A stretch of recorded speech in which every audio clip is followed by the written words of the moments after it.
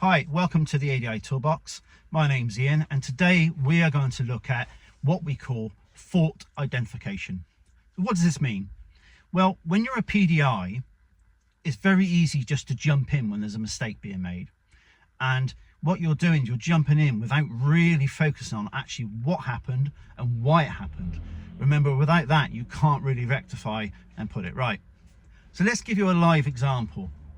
You're teaching someone to drive their first few lessons, and you're doing moving off and stopping, and you're teaching that, it's going well, but then when you do your gear changes, you're introducing your second gear, you find that they keep going from first to fourth.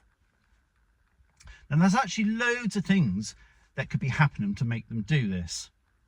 So for example, it could be that you haven't practiced doing that while stationary. Maybe you forgot.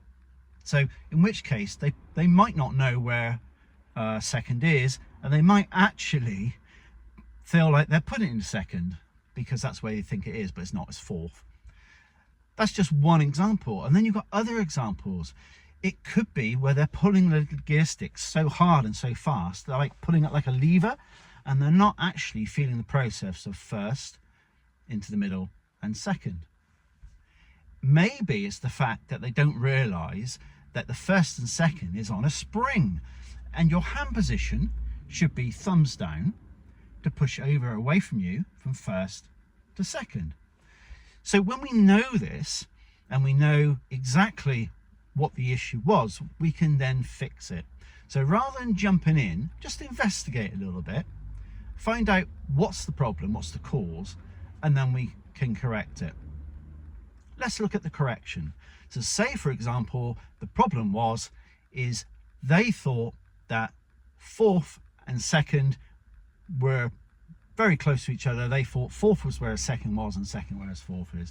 You could literally tidy that up just by bringing them over to the left, and while stationary, going through the gears.